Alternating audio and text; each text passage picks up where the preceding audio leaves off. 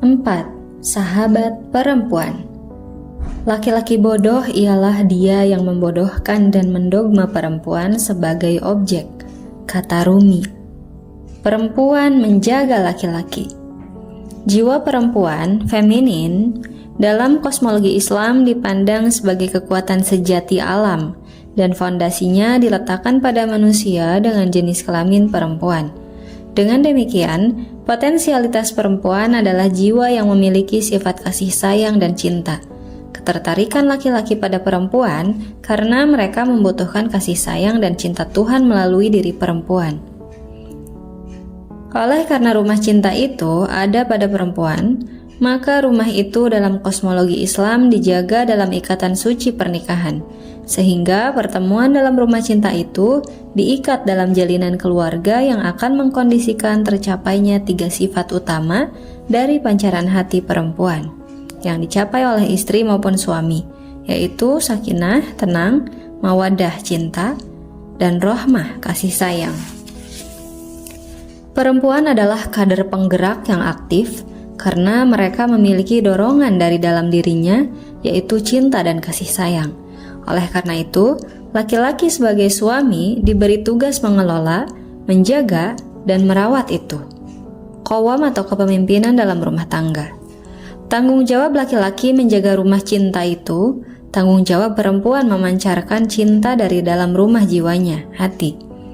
Kosmologi perempuan dapat dilihat kaitannya dengan laki-laki sebagai suami istri. Kehadiran perempuan di alam untuk membantu dan menjaga laki-laki agar dapat hidup dengan cinta. Jadi, perempuanlah dalam kosmologi yang dipandang secara spiritual sebagai penjaga laki-laki dalam keluarga. Kemampuan seorang istri untuk sukses di alam tidak diragukan lagi, karena ia adalah kekuatan alam. Persoalannya, kalau mereka melakukan itu karena suami tidak mampu melakukannya, maka akan merugikan laki-laki itu sendiri, karena perempuan akan terganggu fokusnya dalam menghidupkan rumah dengan cinta. Secara syariat, tidak ada halangan buat perempuan atau istri untuk melakukan kerja material itu sepanjang tidak mengganggu potensi cinta untuk mendidik anak dan yang lebih berat lagi ketika laki-laki akan merasakan kehampaan cinta. Dengan demikian, secara kosmologi bahwa perempuan adalah harapan kita dalam menjaga kehidupan spiritual laki-laki. Merekalah penjaga jiwa laki-laki. Marilah kita bersahabat dengan perempuan, oleh karena mereka yang merawat dan menjaga jiwa laki-laki. Dalam hati laki-laki akan muncul kebahagiaan yang luar biasa ketika masih ada perempuan sebagai rumah cinta. Sebaliknya, laki-laki akan menjadi gelisah dan hampa ketika keluarganya telah kehilangan rumah cinta. Mungkin laki-laki adalah makhluk yang merasakan kehampaan tanpa perempuan di sisinya. Kita membaca bagaimana sedihnya Nabi Muhammad al-Mustafa ketika Sayyidah Khadijah meninggalkan dunia ini, sehingga Fatimah Az-Zahra menjadi ibu bagi ayahnya, Ummu Abiha. Fatimah Zahra sering disebut sebagai pemimpin bagi para perempuan di alam ini, Sayyidatun Nisa'il Alamin. Para perempuan, janganlah tinggalkan rumah cinta ini, karena kalian ditugaskan oleh semesta untuk menjaga jiwa laki-laki. Kasihanilah laki-laki yang lemah jiwanya. Mencari cinta pada perempuan dan menemukan cinta Muhammad SAW. Dalam kosmologi Islam, perempuan adalah alam dalam hubungannya dengan laki-laki, dan laki-laki adalah jiwa. Jiwa memiliki potensi untuk menjadi jiwa yang tenang atau jiwa yang tercela dan emosional, mutmainnah, lawamah, amarah. Keadaan jiwa yang hadir atau aktual di alam ditentukan dari apa yang ditemukan jiwa, potensi di alam, aktual atau nyata. Ketika laki-laki datang ke perempuan, maka ia mencari sesuatu yang nyata atau hakiki pada diri perempuan. Mengapa Muhammad menilai kecintaan kepada perempuan sebagai ukuran kemuliaan manusia? Dalam kosmologi Islam, kecintaan Muhammad kepada perempuan adalah akibat tindakan Allah yang membuatnya cinta kepada mereka. Cinta adalah hak eksistensi yang dilihat atau disaksikan Muhammad pada diri perempuan. Dengan begitu, laki-laki akan mencari cinta itu pada diri perempuan. Ketika laki-laki berhubungan seksual dengan perempuan, suami istri, dan laki-laki tidak menemukan cinta dalam seksualitas tubuh perempuan, maka hal itu hanya seks alamiah, atau hasrat atau fisik. Dan itu berarti laki-laki itu tidak mengenal hakikat dari hawa nafsunya karena terhalangi menemukan cinta. Apakah laki-laki tidak tahu siapakah yang dia nikmati dalam tubuh perempuan? Dalam tubuh perempuan ada rahim, tempat munculnya eksistensi kehidupan. Perempuan satu tingkat lebih rendah dibanding laki-laki, bukan derajat sosial tetapi hierarki ontologis, karena perempuan adalah alam tempat jiwa mencari cinta. Perempuan yang menerima laki-laki, itu berarti terbukalah jalan laki-laki menemukan cinta dalam diri perempuan. Cinta itu yang dicintai Muhammad. Cintanya Muhammad adalah cinta yang nyata atau hakiki. Kecintaan Muhammad pada perempuan adalah hak Muhammad, memberikan pada segala sesuatu hak eksistensinya, Al-Quran. Kemarahan Fatimah adalah kemarahanku, kata Rasulullah. Semoga kita tidak menghalangi cinta Muhammad pada perempuan oleh karena kita hanya melihat perempuan pada tubuhnya, bukan cinta di dalam dirinya. Cinta adalah sesuatu yang nyata pada diri perempuan. Bahagia di sisi perempuan. Dalam perkawinan kosmologi, laki-laki akan menemukan dirinya yang hilang, jiwa perempuan. Perempuan akan menemukan dirinya sendiri, jiwa laki-laki. Dalam kosmologi Islam, penyaksian tentang Tuhan yang paling sempurna adalah melalui cara penyaksian pada diri perempuan melalui perkawinan. Kisah Al-Quran tentang Nabi Adam alaihi salam yang diberikan rasa suka atau ketertarikan pada Hawa, tentu seorang nabi hanya tertarik pada segala hal yang terkait dengan Allah. Ketika Allah memanifestasikan dirinya pada Hawa, Nabi Adam pun menuju kepada Hawa karena menemukan Tuhan pada Hawa.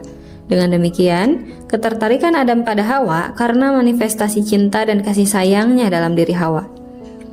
Kesempurnaan Adam dimulai setelah penciptaannya adalah ketertarikannya pada Hawa.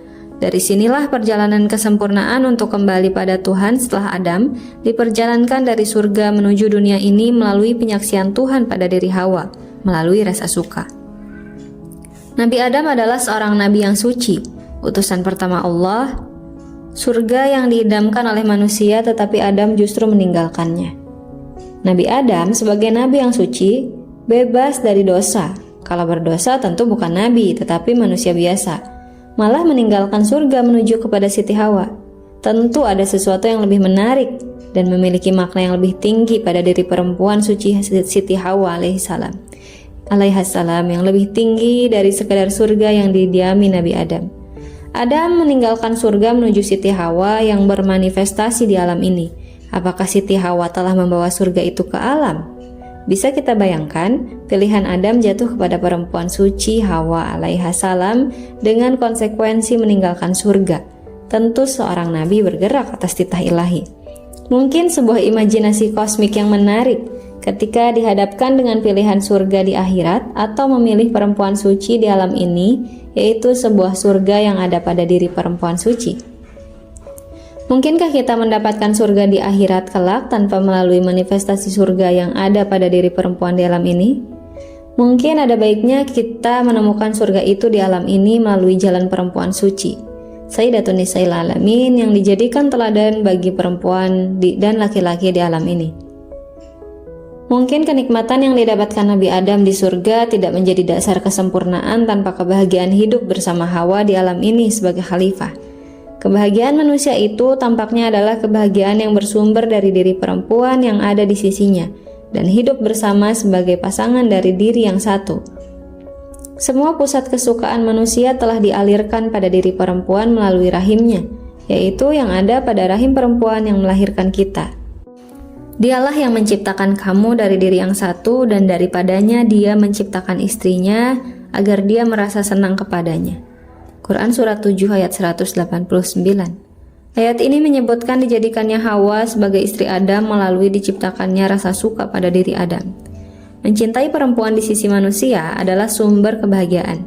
Ungkapan Imam Ali bahwa perempuan adalah tanaman yang berbau harum, mereka para perempuan bukan pagar sebuah isi rumah. Dalam jiwa perempuan berisi wewangian yang harum dari surga. Jika aku ingin mencium bau surga, maka aku kecup Fatimah Zahra, kata Rasulullah SAW. Kosmologi seksualitas dan perlawanan perempuan antara cinta dan keluarga. Jika seksualitas diletakkan di luar rumah tangga, maka akan menjadi masalah sosial dan bukan lagi masalah pribadi atau individu. Dalam pandangan dunia ilahiyah, institusi rumah tangga adalah institusi yang menjadi tempat sakral seksualitas ilahiyah dalam relasi suami istri. Kosmik seksualitas ilahiyah ada dalam rumah tangga. Jadi masalah seksualitas bukan semata masalah percakapan dan cara berhubungan seks serta kenikmatan yang dicapai, tetapi substansinya pada seksualitas yang dilakukan dalam relasi dengan pernikahan, oleh karena seksualitas sebagai suami istri senantiasa terjaga dalam rahasia cinta dalam rumah. Jika ada cinta yang mendorong seksualitas tanpa keterkaitan kosmik sebagai suami istri, maka hal itu cenderung tidak mampu menjadi perisai jika ada persoalan yang muncul. Oleh karena memang tidak terdapat perjanjian kasih suci yang di dalamnya, ditempatkan di antara mereka adalah kerinduan yang ada pada masing-masing jadi pasangan. Terjadinya seksualitas dengan kesan cinta sakinah di dalamnya, tetapi tanpa ikatan pernikahan, akan menjadi masalah sosial yang berdampak pada individu jika terjadi masalah di dalamnya. Terdapat 3 bentuk seks. 1. Seks tanpa cinta. 2. Seks bersama cinta di luar keluarga. 3. Seks bersama cinta dalam keluarga. Seks yang pertama dan kedua tanpa pernikahan adalah masalah sosial, karena melibatkan lebih dari satu orang sebagai individu perempuan dan individu laki-laki. Sedangkan seks yang ketiga adalah masalah keluarga yang melibatkan individu perempuan dan individu laki-laki sebagai suami istri. Dengan demikian, bentuk seks 1 dan 2 adalah seksualitas non-kosmik, sedangkan bentuk seksualitas 3 adalah seksualitas kosmik. Kosmik adalah tatanan dan relasi keseimbangan menuju keindahan hubungan dengan Tuhan, kesucian. Masalah seksualitas yang kosmik adalah kepentingan seks dalam menjaga ikatan lahir batin suami istri dalam mengelola persoalan bersama. Bagaimana dengan seks non-kosmik? Adalah murni sebuah kepentingan eksploitasi syahwat yang akan menjadi masalah jika terdapat ketidakseimbangan, menimbulkan konflik laki-laki dan perempuan yang bukan suami istri, yang tentunya tidak memiliki relasi tanggung jawab sebagai suami istri. Dalam kosmologi seksualitas, perempuan yang merasa dizalimi dalam cinta tanpa pernikahan akan memberi reaksi dan perlawanan maskulin jika segenap eksploitasi seks yang diberikannya yang akhirnya tak berbalas cinta yang terbangun dalam mahkota rumah tangga. Karena bagi perempuan, keluarga sebagai suami istri itu adalah jiwa dari cintanya. Jadi seksualitas yang dihamparkan seorang perempuan karena cinta akan dituntut komitmennya dalam ikatan keluarga. Jika janji pernikahan tak juga kunjung hadir, maka segenap cinta dengan kedalaman seks perempuan akan berbalik menjadi kemarahan yang meledak jika tak segera dihadiahkan kehormatan cinta mereka dalam rumah tangga pernikahan. Cinta adalah hak eksistensi yang nyata pada diri perempuan. Maka kecintaan Muhammad pada perempuan adalah akibat tindakan Tuhan. Dalam Al-Quran, Musa berkata, Tuhan kami ialah Tuhan yang telah memberikan kepada tiap-tiap sesuatu bentuk kejadiannya, kemudian memberinya petunjuk. Dalam Quran Surat 20 ayat 50. Ayat ini menjelaskan bahwa Allah memberikan pada segala sesuatu hak eksistensinya, dan perempuan kejadiannya dalam eksistensi cinta Adam kepada Hawa. Cinta adalah dasar kemuliaan perempuan sebagai hak eksistensinya. Jika mereka mencintai perempuan hanya karena nafsu alamiah saja, maka dia tidak memiliki pengetahuan tentang nafsu ini, kata Ibnu Arabi. Apakah laki-laki tidak tahu dalam diri siapa dia menikmati seksualitas perempuan? Jika ternyata seksualitas berdiri tanpa tujuan mencapai cinta bersama dalam pernikahan, maka akan menghasilkan ketidakseimbangan kosmik. Kosmik adalah dasar dalam teologi beragama dan sistem sosial. Pusat kosmik perempuan adalah keluarga. Disitulah makna cinta akan terungkap sebagai tujuan dalam agama dan relasi sosial. Secara kosmologi, agak sulit kita menempatkan gerakan sosial yang berbasis agama jika basis kosmik keluarga tidak menjadi sumber ketenangan. Maka berhentilah mempermainkan cinta perempuan. Cinta adalah sumber ketenangan dan kebahagiaan. Jika mereka tidak mendapatkan itu akibat rasa ketidakadilan, maka benci, murka sebagai dasar perlawanan adalah konsekuensi dari cinta yang dipermainkan.